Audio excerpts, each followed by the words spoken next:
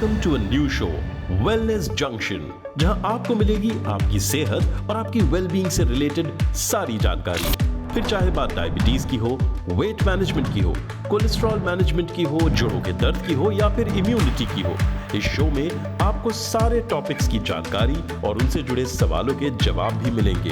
इतना ही नहीं, इस शो में होंगे doctors, physiotherapists, nutritionists, celebrity players और supplement and nutrition experts. In short, wellness junction है आपके हेल्थ एंड वेलनेस सॉल्यूशंस का वन स्टॉप शॉप। तो चलिए शुरू करते हैं, और आज का टॉपिक है cholesterol.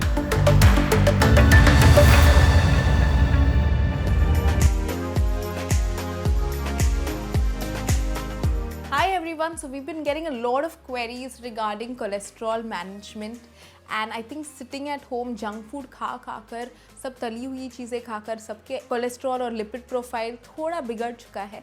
So we are here today to help you with some घरेलू नुस्खे what you can practice at home to help you get your cholesterol levels down. So let's start with the simplest thing.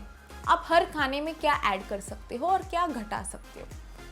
तो if you are a non vegetarian, keep a check on अगर आप कोई भी shell वाला fish खाते हो जैसे prawns, shell fish etcetera, make sure you restrict and limit amounts of these.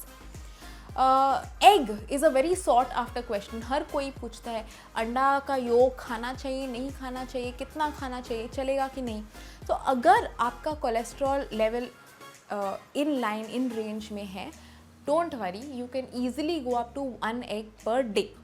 अगर आप नॉन वेजिटेरियन हो और आप एग और मटन, बीफ सब कुछ एक साथ एक ही दिन में खाने वाले हो, देन मेक श्योर कि आप एक अंडा और थोड़ा कम नॉन वेज खाएं. But if you are a pure vegetarian और if you are a vegetarian who is eating egg every day, it is absolutely safe and fine. If you have a known cholesterol issue, make sure कि आप थोड़ा regulate कीजिए because your body also produces cholesterol as well. आप खाने में से cholesterol अंदर लेते हैं.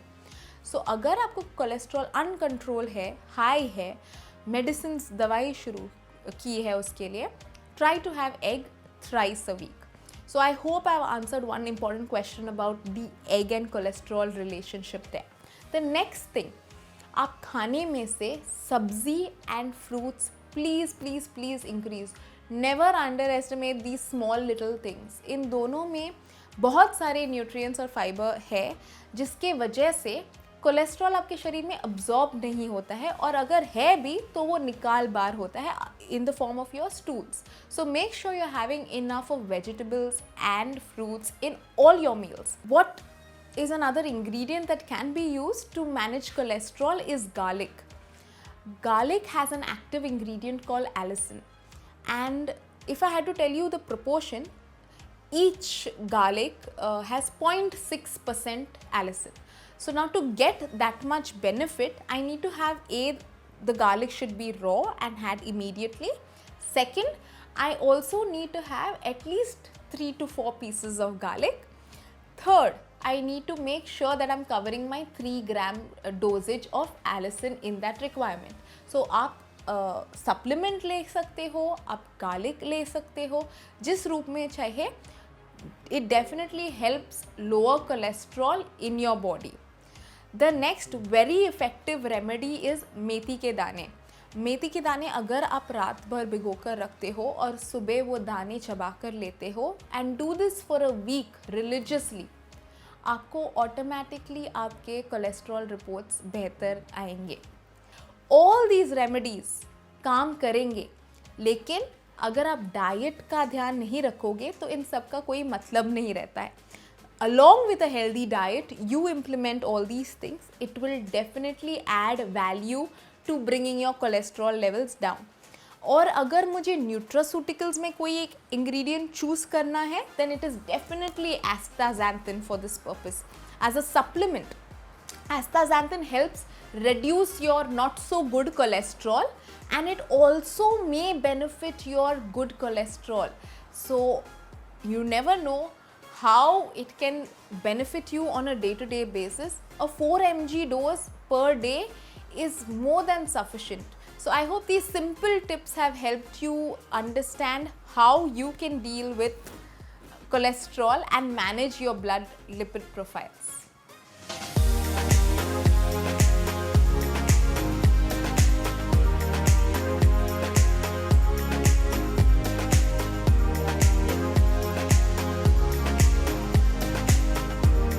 कोलेस्ट्रॉल मेरे पापा को है, मेरे दादाजी को है।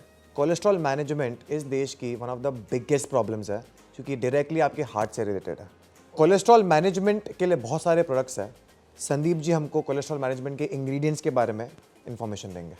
तो कोलेस्ट्रॉल मैनेजमेंट की जब बात आती है तो सबसे पहला लोगों के मन में डर होता है कि मुझे हार्ट का प्रॉब्लम है या मुझे हार्ट अटैक हो सकता है। तो ये सबसे पहला है कि कोलेस्ट्रॉल हाँ ये तकलीफ़ दे सकती है, और इसको मैनेज करने के लिए मार्केट में डॉक्टर तो कोलेस्ट्रॉल के लिए मेडिसिन लिखती है। वो मेडिसिन की साइड इफ़ेक्ट्स भी होती है और वो मेडिसिन से कोलेस्ट्रॉल कंट्रोल होती है, लेकिन एक साइड इफ़ेक्ट्स होता है उसके साथ में। लेकिन अगर आपको जनरली कोलेस्ट्रॉल मैनेजमेंट के लिए कोई अगर न्यूट्रिशनल इंग्रेडिएंट लेना हो तो सबसे पहला नाम पूरे दुनिया में जिसका लिया जाता है उसको ओमेगा 3 बोलते हैं। अगर देखोगे ओमेगा 3 जो है अपने पॉपुलेशन में उसकी जो इंडेक्स होती है वो सबसे पुअर होती है। क्यों होती है पुअर? बिकॉज अब सबसे ज़्यादा इसकी इंडेक्स क्यों कम होती है ओमेगा 3 की, जो डिसाइड करती है कि आपको हार्ट का रिस्क है कि नहीं, कोई किसी तरह का तकलीफ हो सकता है, आर्टरी का प्रॉब्लम हो सकता है या ब्लॉकेज हो सकता है, तो ये ओमेगा 3 इंडेक्स लेवल को चेक करके करते हैं। और ओमेगा 3 का बेस्ट जो हमें एक ऐसा चीज़ है कि ये समझना इम्पॉर्टेंट है कि हम ओमेगा 3 हमारे शरीर में पैदा नहीं कर सकते। हमारे खाने की सेवन में खास करके हम करते तो ये नॉन वेजिटेरियन सेवन में आपको ओमेगा 3 मिलेगा। ये मछली खाने से मिलेगा, जो अलग अलग तरीके के फिश आते हैं, सैल्मन फिश आते हैं, क्रिल फिश आते हैं, इससे ओमेगा 3 मिलती है। लेकिन अब वेजिटेरियन की बात करें तो वेजिटेरियन लोगों के लिए ये सबसे बड़ा चैलेंज है कि ओमेगा 3 कहाँ से लाए। तो ओमेगा 3 जब अगर आप देखें तो बेस्ट ओमेगा 3 का सोर्स है अलसी, जिसको हम बोलते हैं फ्लैक्सीड।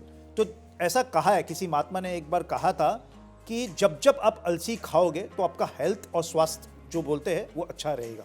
तो अलसी से जो ओमेगा 3 मिलती है वो बहुत रिच मिलती है। अभी ये ओमेगा 3 जो अलसी से मिलती है वो सिर्फ ओमेगा 3 नहीं है, ओमेगा 3, 6 और 9 होती है। और अगर ओमेगा 3 जो फिश ऑयल से आती है वो सिर्फ ओमेगा जो होती है ओमेगा 3 फैटी एसिड, जो अलसी से मिलती है वो 369 होती है। तो ओवरऑल जो बैलेंस होता है, जो इसका रेशियो होता है 369 का, वो बहुत ज़रूरी होता है। वो हमारे कोलेस्ट्रॉल को, हेल्दी कोलेस्ट्रॉल को मेंटेन करने के लिए, और जो बुरा कोलेस्ट्रॉल है जो हमारे सेहत के लिए अच्छा नहीं है उसको कम करती है। मैं एक जैन हूँ, एक वेजिटेरियन हूँ, तो मेरे लिए फ़िश ऑयल नॉन वेज खाना बहुत मुश्किल है। एंड मैंने देखा है, जब मैंने मेरा ओमेगा 3 टेस्टिंग किया था, my levels of omega were very less in my body, which indicated that when I grow up, जब मैं 35 साल 40 साल की उम्र तक पहुंचूंगा, मेरे हार्ट के चांसेस ज़्यादा हो जाएंगे। इसका और एक कारण है, मेरी फैमिली में ऑलरेडी हार्ट के इश्यूज है। Now as a vegetarian, as a Jain specially, flaxseed oil, अलसी का तेल, ये बहुत ज़्यादा इंपॉर्टेंट है, और ये एक बहुत बड़ी देन है वेजिटेरियंस के लिए to improve and manage cholesterol levels at a very big level. मेरा एक बहुत बड़ा रिक्वेस्ट रहेगा, go and get yourself tested. आप अपना ओमेगा का टेस्ट कराइए, आप देखिए, मैं स्पेशली वेजिटेरियन से बात कर रहा हूँ, आप अपने ओमेगा का टेस्ट कराइए। अगर वो जेन्युइनली कम है, जो एक इंडेक्स लेवल होता है उससे अगर कम होता है, हाईली रिकमेंड ईदर आप अपने नेचुरली फ्लैक्सीड डालिए या एक नेचुरल प्रोडक्ट जो मार्केट में है मेड इन इंडिया, आप उसका सेवन कीजिए। मैं आपको दिखाता हूँ ये एक्चुअली दिखता कैसे है।